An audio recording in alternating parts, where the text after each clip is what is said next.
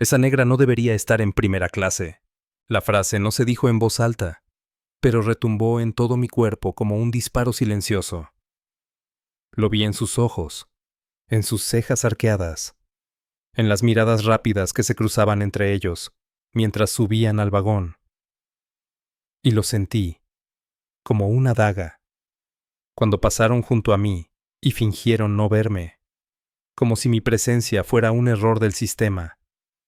Una mancha que no cuadraba con los asientos de cuero beige y las copas de cristal fino. Yo estaba ahí, sentada derecha, con el móvil en modo avión y las manos cruzadas sobre el regazo. Un traje negro impecable, el rostro sereno y una pequeña mochila apoyada entre mis pies. El vagón preferente olía a perfume caro y café recién molido. Pero el aire estaba envenenado. Uno de ellos se dejó caer en el asiento justo detrás de mí.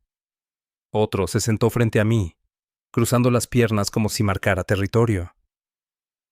El tercero, el que tenía la sonrisa torcida y los nudillos desgastados, se mantuvo de pie unos segundos más, observándome como se observa a un objeto fuera de lugar. Luego, con deliberada lentitud, ocupó el asiento contiguo al mío. El tren arrancó con un leve zumbido, deslizándose desde Atocha como una serpiente de acero. Afuera, Madrid se desvanecía, pero dentro, el peligro apenas comenzaba a respirar. Ellos se reían por cosas que no hacían gracia, hablaban en clave, y en cada palabra colgaba una amenaza invisible. Yo no me moví, ni un músculo. Había aprendido a leer la violencia antes de que se hiciera audible. Había aprendido a sobrevivir sin hacer ruido, y sobre todo, había aprendido a esperar. Mi nombre es Amaya dos Santos. En mi DNI pone nacionalidad española, pero en las calles, en los pasillos del metro, en las salas de espera, lo que ven primero no es mi nombre, ni mi acento andaluz, es mi piel. Y eso basta para que se activen todas las alarmas invisibles que este país ha cultivado con tanto esmero. Crecí en Cádiz, entre el salitre del mar y los susurros malintencionados. Mi madre trabajaba limpiando casas ajenas, y mi padre, cuando no estaba huyendo de sí mismo, se presentaba algunos fines de semana para enseñarme a no confiar en nadie. Aprendí pronto que la elegancia era una armadura, que el silencio podía ser un arma, y que un traje negro podía abrir puertas, o cerrarlas más fuerte. Ese día, en ese tren, yo no llevaba joyas. Mi maquillaje era sutil, apenas un toque de delineador. Pero el porte, la postura, la mirada directa, todo en mí gritaba que no estaba allí por error. Aún así, ellos solo vieron una mujer negra sola en un vagón preferente. Un error que debía corregirse. Una invasión. La voz metálica del tren anunciaba la próxima parada. Zaragoza Delicias. Pero nadie parecía interesado en eso. Los hombres a mi alrededor hablaban entre ellos en susurros cargados de testosterona y cerveza, como si el vagón fuera un bar sin música. No les hacía falta gritar. Cada palabra era un roce en la piel, una provocación medida. ¿Has visto las piernas que tiene esta?, murmuró uno, sin molestarse en disimular. Mi pulso se mantuvo firme.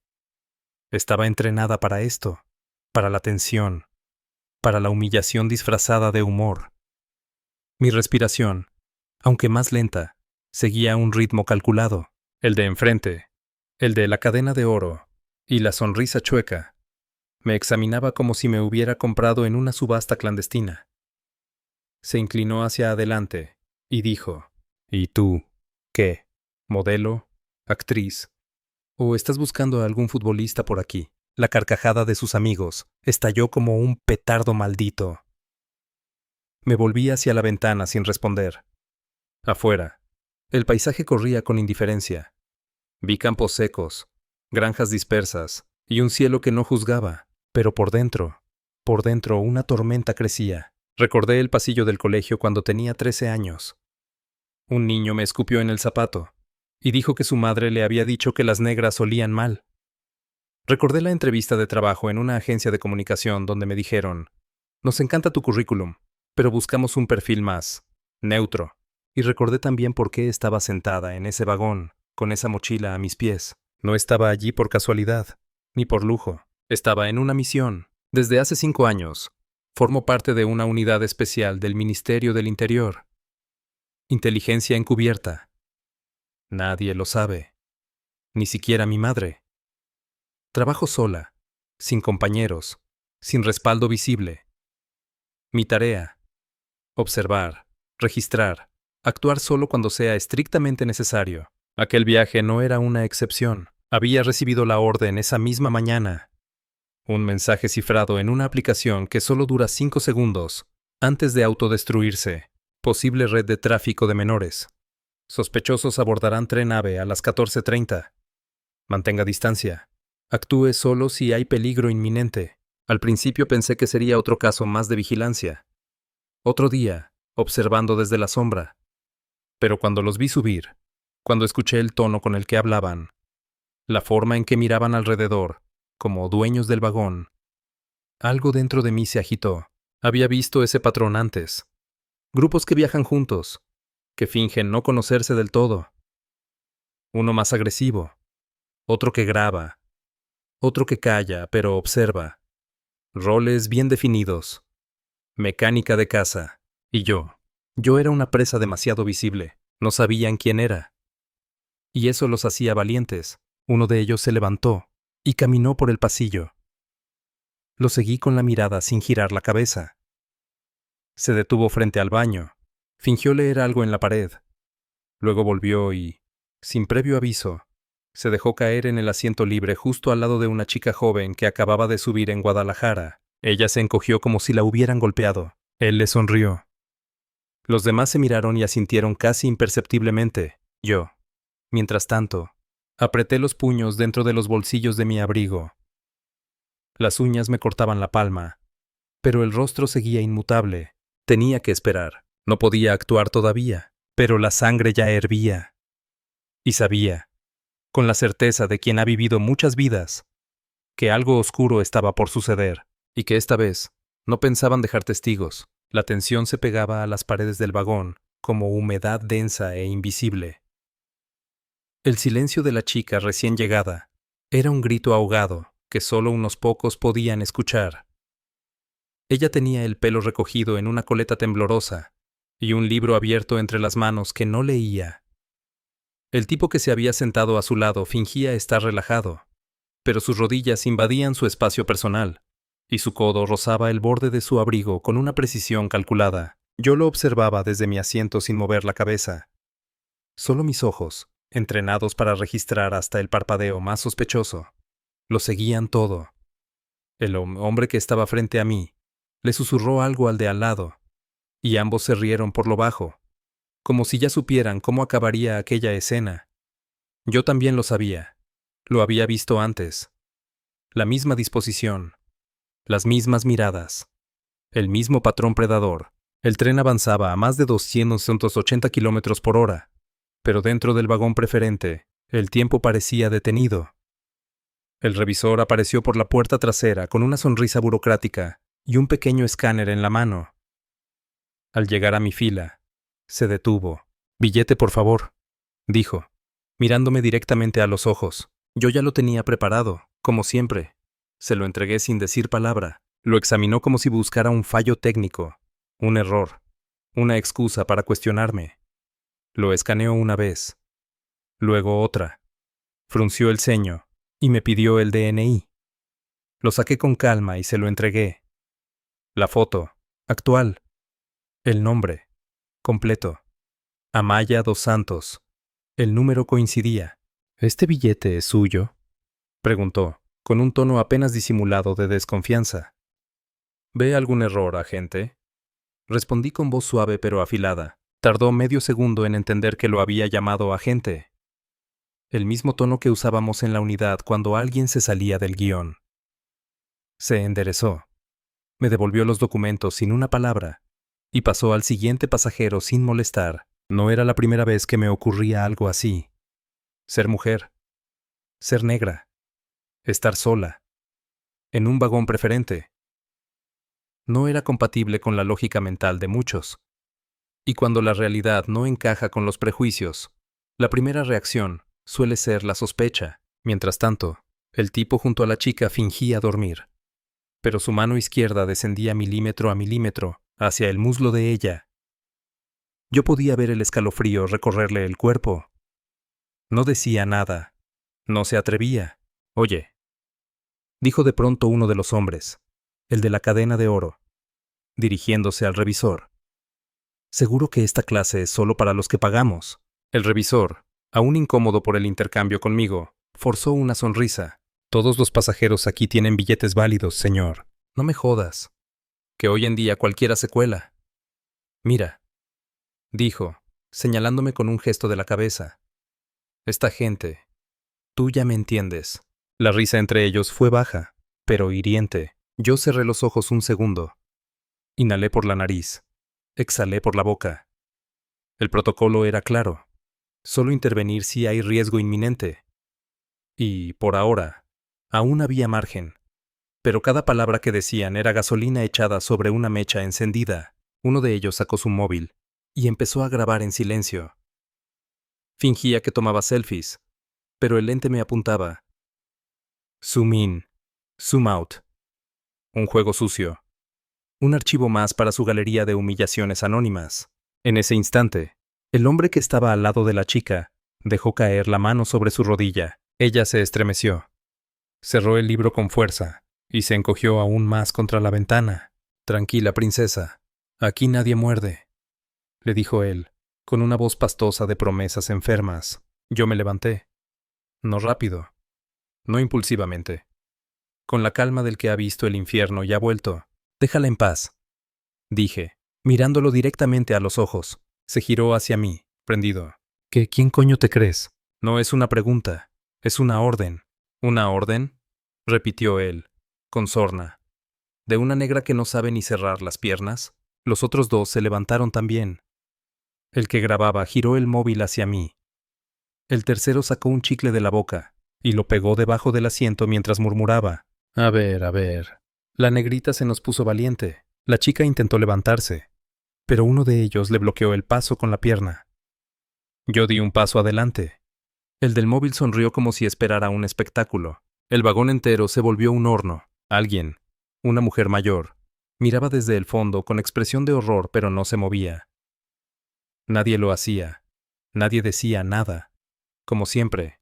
Mira, bonita, dijo el que tenía la mano en la pierna de la chica.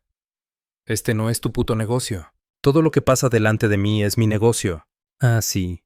Y si te partimos la cara también es tu negocio. Me quedé inmóvil. Silencio. Silencio total.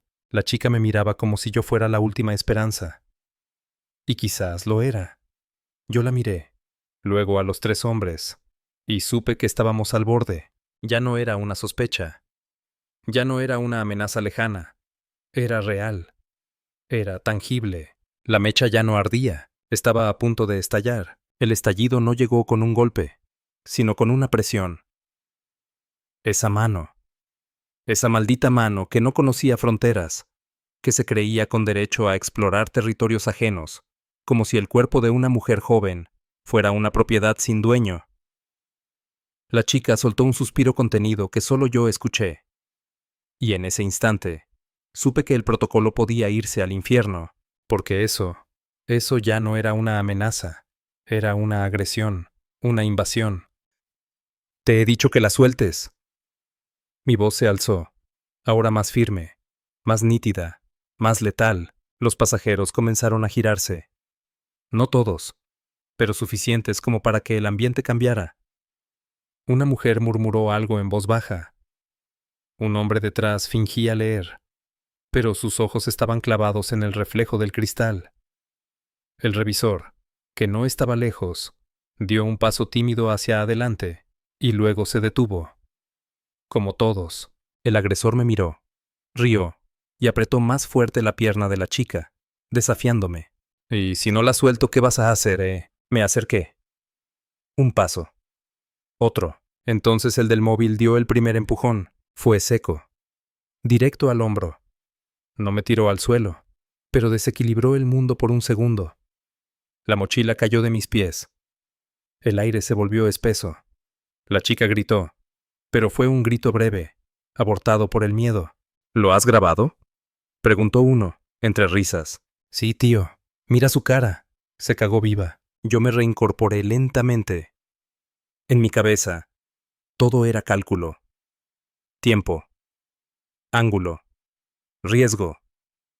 Tenía segundos para decidir si iba a actuar como oficial encubierta o como mujer negra en peligro. Opté por lo segundo, porque antes que placa, antes que rango, yo era eso, una mujer, y no iba a quedarme callada. Sigue grabando, le dije al del móvil. Pero cuando esto acabe, vas a necesitar más que un filtro para arreglarte la cara. Se quedaron callados medio segundo. Luego estallaron en carcajadas. Dios, esta negra se cree John Wick, gritó uno. ¿Sabes qué, princesa? Te voy a dar lo que buscas, dijo el del empujón, acercándose con un movimiento rápido. Fue entonces cuando lo vi, un brillo. Breve. Letal. Una navaja de bolsillo apareció entre sus dedos, como si estuviera sacando un caramelo. El mundo se detuvo, el tren seguía su curso, pero el vagón estaba congelado en una fotografía de terror. La chica se encogió. El revisor no aparecía. Y yo, en el centro del desastre, respiré por última vez como civil. No sabes con quién te has metido, le susurré. Él alzó el cuchillo. No para herirme, no aún. Lo hacía como advertencia. Un juego. Un símbolo. Pero los juegos conmigo siempre acaban mal. Me agaché como una sombra y recogí la mochila. No con prisa, no con pánico, con precisión. ¿Qué haces? ¿Te vas a marchar? ¿Vas a llamar a tus amigos imaginarios? Se burló otro. Entonces deslicé la cremallera. Y de la mochila saqué algo más potente que cualquier arma. Mi placa. Un pequeño estuche negro, rígido. Lo abrí. La luz del techo brilló sobre el escudo dorado. Teniente de Inteligencia Operativa. Departamento de Seguridad Nacional. Autorización nivel 5. El silencio cayó como un puñetazo. El cuchillo desapareció de la mano del agresor, tragado por su propio miedo. Eso no puede ser real, balbuceó el de la cadena. Saqué mi segundo dispositivo. Una microcámara, activada por voz que había estado grabando desde el inicio del incidente. Las imágenes, el sonido, los rostros. Todo está registrado, desde Guadalajara hasta ahora. Cada palabra, cada gesto. El del móvil bajó la cámara temblando. Esto es una broma, ¿no? Esto es como un sketch de cámara oculta. ¿Te parezco actriz? No, no puede ser. Entonces llegó la frase. La frase que siempre escucho cuando el juego cambia. Pero, si eres una de esas, ¿por qué estás sola? Porque no necesito refuerzos para enseñarle a una bestia a comportarse como humano. La chica lloraba en silencio. Yo me giré hacia ella y asentí. Ya estaba a salvo, pero el vagón no lo estaba. Aún no, porque cuando cae una máscara, muchas más empiezan a temblar. Y esa era solo la primera. El miedo tiene un sonido. No es un grito, ni una súplica. Es el roce de un cuchillo que desaparece en el bolsillo de alguien, que ya no sabe quién tiene el control. Es el chasquido de una garganta que traga saliva. Es el temblor leve de una mano que intenta guardar un móvil sin que se note el temblor. Yo conocía ese sonido mejor que el propio silencio. Lo había oído en operaciones clandestinas en Marsella, en salas de interrogatorio en Sevilla, en madrugadas de vigilancia donde el tiempo se estira como un alambre oxidado. Y ahora, lo oía, en el vagón preferente del AVE camino a Barcelona. 3 hombres que minutos antes se sentían dueños del espacio, de los cuerpos, del aire. Ahora estaban encogidos como ratas sorprendidas por la luz. Suelta el móvil. Ordené al que me había grabado. Su nombre real estaba en la lista. Lo conocía. Sabía que se llamaba Ignacio M., con antecedentes por agresión a menores en 2018. Nunca condenado, siempre libre. Hasta ahora. Él dudó. Ahora. Repetí. Y el tono de mi voz cambió de registro. No era Amaya la pasajera quien hablaba. Era la teniente Dos Santos. El sonido de la autoridad con pólvora en la lengua. El móvil cayó sobre la mesa entre los asientos. Pantalla, aún encendida. Video grabando. Me incliné, pausé la grabación y desactivé el dispositivo de transmisión. Luego, guardé el móvil en una bolsa de pruebas que llevaba doblada en el fondo de mi mochila. Siempre preparada. Siempre lista para cuando el infierno decida aparecer sin aviso. El del cuchillo, que hasta entonces había estado petrificado, rompió su parálisis con un movimiento torpe. Se levantó de golpe y trató de caminar hacia el otro extremo del vagón. El tren, como si adivinara su intento, se sacudió con una leve curva y lo hizo tambalear. Aproveché la inercia para interceptarlo. Si das un paso más, lo consideraré intento de fuga, le advertí. Mientras sacaba de la chaqueta una brida negra de seguridad, él me miró, con esa mezcla de rabia y terror que solo aparece cuando el predador se da cuenta de que siempre fue presa. No puedes hacerme esto, susurró. No tienes ese derecho. No estás con uniforme, ni escolta, ni... Tengo la ley. Eso es suficiente. En ese momento, el revisor apareció de nuevo, arrastrando los pies, como si no supiera si debía intervenir o esconderse en el baño. ¿Qué está pasando aquí? ¿Todo bien? Le mostré la placa. Esta vez, con la cobertura desplegada. Incluía número de serie, autorización y un código de verificación que podía revisar en su terminal. Hensa, Teniente Amaya dos Santos. En cumplimiento de una operación activa. Necesito que contacte inmediatamente con la Guardia Civil en Tarragona. 3 detenidos. 1 con arma blanca. 2 con registros abiertos en el sistema penal. Coordinación urgente al llegar a estación. El revisor parpadeó 2 veces. Luego asintió con torpeza y salió corriendo por el pasillo sin decir más palabra. En el vagón, la presión era palpable. Algunos pasajeros grababan en secreto. Otros murmuraban entre ellos. El murmullo era un oleaje de confusión, de sorpresa, de incredulidad, pero nadie se movía. Yo me giré hacia el tercer implicado, el que hasta ahora no había hablado mucho. El callado, el más peligroso. Lo miré. Él bajó la vista. Una táctica vieja, de sumisión falsa.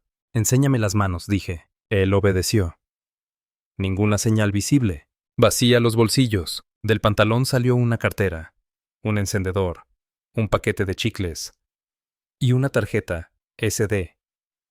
Pequeña, negra, pero letal. La cogí con guantes. La guardé. Esa tarjeta podía contener cualquier cosa. Videos, nombres, localizaciones. Y si mis sospechas eran ciertas, era la clave de algo más grande que un simple acoso en un tren. Me volví hacia la chica.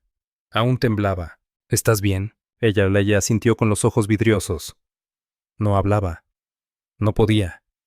El trauma tenía lengua propia, y a veces calla más fuerte que cualquier grito. Le ofrecí agua de mi botella personal. La aceptó con ambas manos. Ya está. Le dije con voz más baja. Nadie te va a tocar nunca más mientras yo esté aquí. La brida en las muñecas del agresor se cerró con un clic limpio. Luego otra. Y otra. 3 hombres, ahora sentados, esposados, con la cabeza gacha. Pero no era suficiente. El verdadero código rojo acababa de activarse, porque en ese instante, mientras terminaba de asegurar a los detenidos, mi móvil vibró. Un mensaje cifrado. Urgente. Objetivo secundario abordó en Zaragoza. Precaución. Posible contacto armado. Confirma si hay indicios de infiltración. Mi sangre se congeló. El vagón no estaba limpio. Había más. Había otro. Y aún no sabía quién era. La cacería seguía. Y ahora.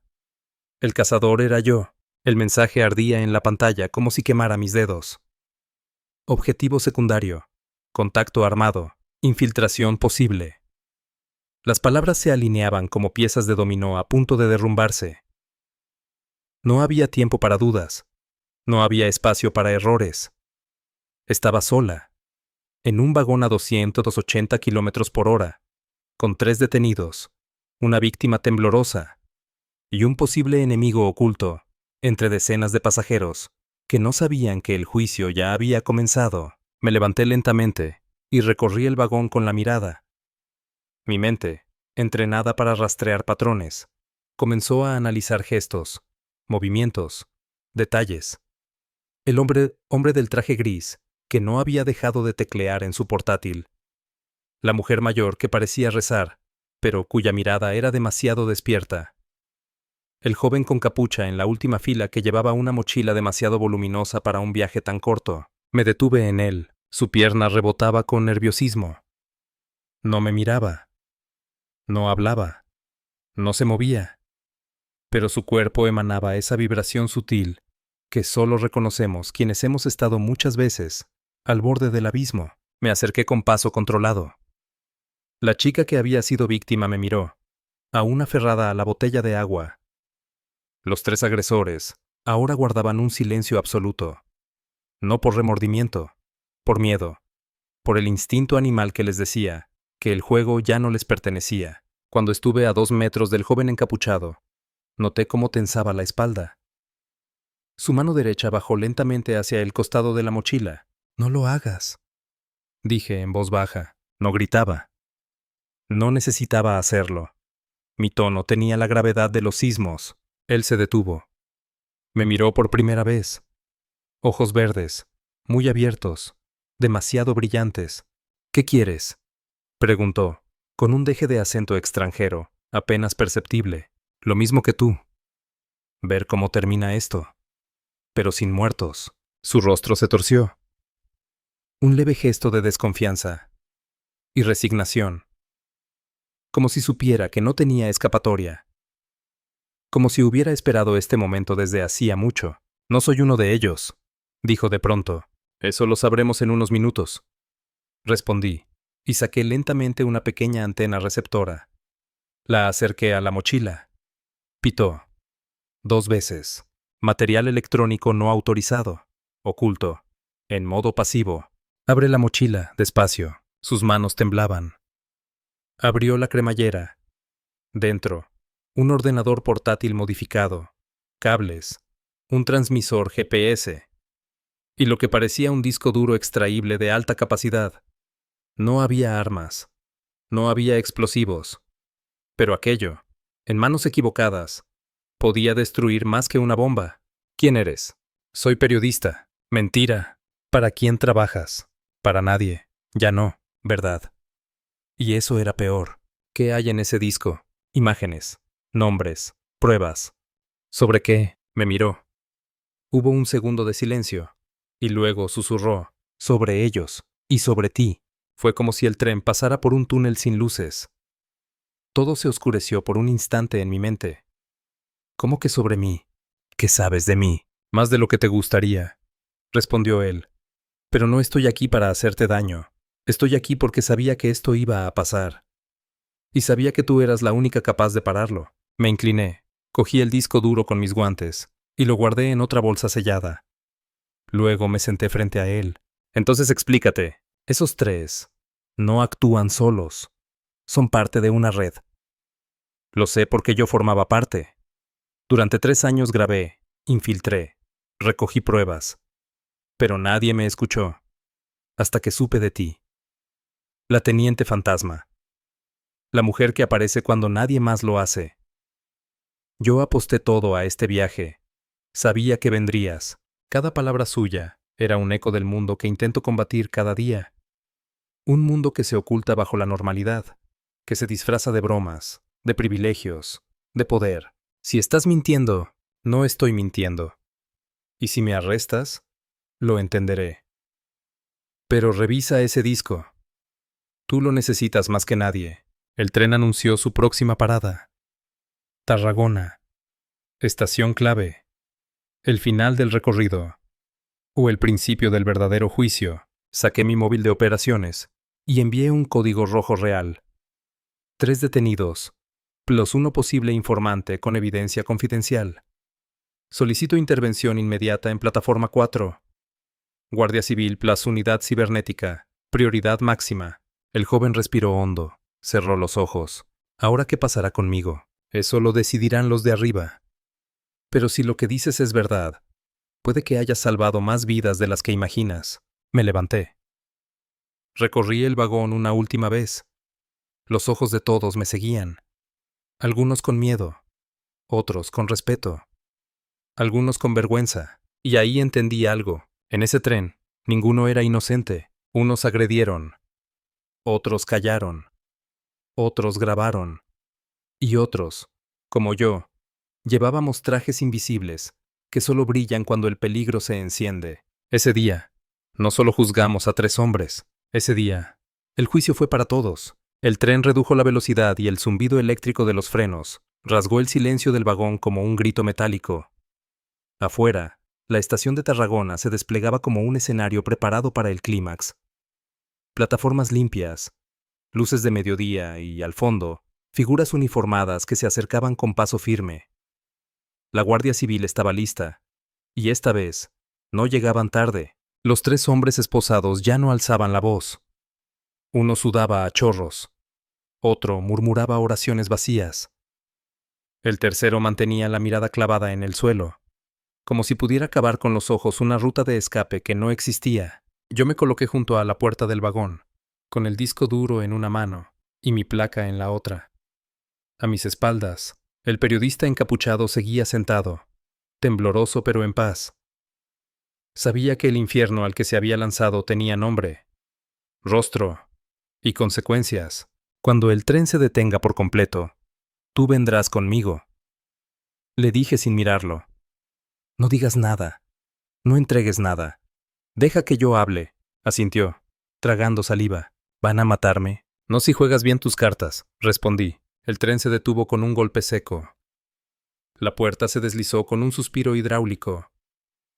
2 agentes armados subieron inmediatamente, revisaron el vagón y se colocaron a cada extremo de los asientos donde estaban los detenidos. Otro oficial, con una tableta en la mano, se acercó a mí. Teniente Dos Santos, ¿puede confirmar identificación? Le entregué el código. Lo escaneó. Validado. Tenemos orden de traslado inmediato a Madrid. Unidad de delitos especiales. Furgón esperando. Uno de ellos lleva una tarjeta SD con archivos. El otro llevaba un cuchillo. El tercero... Bueno, mejor no dejarlo hablar sin vigilancia. El oficial asintió. Los 3 fueron levantados, uno por uno. La resistencia fue mínima. Como si sus cuerpos ya hubiesen comprendido que el teatro había acabado. Y que, esta vez, la justicia no saldría por la puerta de atrás. El joven encapuchado se levantó cuando le hice una seña. Uno de los agentes se tensó, pero yo levanté la mano. Testigo protegido. Información sensible. Categorización pendiente. Dije con voz firme. No necesitaban más detalles. No aún. ¿El disco?, preguntó el oficial. En mi poder. No se abre sin mi código biométrico. El contenido puede comprometer operaciones aún activas. Mientras descendíamos por la plataforma, la chica, la víctima del vagón, se quedó en el borde de la puerta, sin moverse. Sus ojos me buscaron entre la multitud de uniformes, armas, autoridad. Me acerqué. ¿Tienes a alguien a quien llamar?, asintió débilmente. ¿Quieres que hable por ti?, negó con la cabeza. ¿Estás bien? Silencio. Luego, apenas un susurro. Gracias. Pensé que nadie iba a hacer nada. Mi garganta se cerró por un instante. Esa frase la había oído demasiadas veces, en demasiadas bocas, en demasiados cuerpos rotos. Yo también lo pensé, le dije. Pero aquí estamos. Le pasé una tarjeta personal sin logotipo. Solo un número. Un canal seguro. Un nombre clave. Si alguna vez vuelves a sentir miedo, llama. Aunque sea para hablar, me alejé sin esperar respuesta. El tren comenzaba a vaciarse. Algunos pasajeros bajaban con rostros de desconcierto, otros con la cabeza gacha. Había quienes se habían escondido detrás del silencio, y ahora no sabían cómo mirarme. No me importaba. La justicia no necesita aplausos, necesita acción. En la sala de espera de la estación, un grupo de periodistas comenzaba a remolinarse como buitres, alertados por la presencia policial. Alguien había filtrado algo. Siempre ocurre. Pero esta vez, no importaba. Esta vez, no tenía nada que esconder. Entregué el disco duro al jefe de operaciones con un informe verbal completo. Detallé cada gesto, cada palabra, cada momento desde Atocha hasta Tarragona. Esto no acaba aquí. me dijo él, al revisar los datos preliminares. Si lo que hay en este disco es real, vamos a tener que tumbar a medio país. Entonces será un buen día, respondí. Me alejé de los focos, de las cámaras, de los murmullos. El periodista fue escoltado a una sala especial para interrogatorio protegido. Los 3 agresores ya estaban siendo procesados. El sol caía vertical sobre la estación, pero yo no sentía su calor. Sentía otra cosa, un vacío, un cansancio que no era físico, sino moral. Un pozo sin fondo que se abre cada vez que el mundo demuestra que aún estamos lejos, tan lejos, de la igualdad. Y sin embargo, aquel día, en ese tren, algo había cambiado, no por mí, sino porque una mujer negra no se quedó callada. Y porque esta vez, el silencio no ganó. Al salir de la estación de Tarragona, el ruido del mundo volvió a su volumen normal. Los claxones, las voces lejanas, las maletas rodando sobre el suelo irregular, el bullicio cotidiano de una ciudad que no sabía, o no quería saber, lo que acababa de suceder en el interior de aquel tren. Me quité los guantes. Los guardé en el bolsillo interior de la chaqueta, donde también descansaba mi placa. Afuera, ya no era Teniente Dos Santos. Era Amaya, una mujer negra caminando sola, invisible de nuevo. Una parte de mí quería desaparecer entre la multitud, no por miedo, sino por agotamiento. Porque ser vista tiene un precio. Y yo ya lo había pagado demasiadas veces. Desde pequeña aprendí a caminar recto, no por orgullo, sino por necesidad. En los pasillos del colegio, cuando los profesores me confundían con la chica de la limpieza. En las entrevistas de trabajo, donde mi acento andaluz era corregido con sonrisas forzadas. En los bares, donde me pedían 3 veces la misma identificación. En las salas de reuniones, donde mis ideas eran aplaudidas, solo cuando salían de la boca de otro, pero también lo aprendí en lugares donde no se entra con currículum, sino con nervios de acero. En sótanos donde se juegan vidas a cambio de secretos. En misiones donde un error significa una muerte anónima. Y aún así, incluso allí, ser mujer negra significaba justificar tu existencia 2 veces. Aquel día en el tren no fue un milagro, fue consecuencia. Consecuencia de años observando, soportando, callando. Hasta que ya no pude más. Hasta que supe que si no actuaba, sería cómplice. Y yo he visto lo que hacen los cómplices, lo que destruyen los silencios. Vi cómo una chica estuvo a punto de convertirse en una víctima más. Vi cómo 3 hombres creyeron que el poder era su derecho de nacimiento.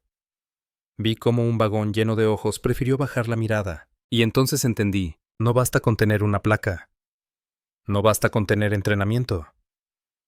No basta con saber defenderte. Lo que verdaderamente salva, lo que verdaderamente transforma, es atreverse a ser vista. Ser vista cuando todos quieren que desaparezcas. Ser vista cuando tus palabras incomodan.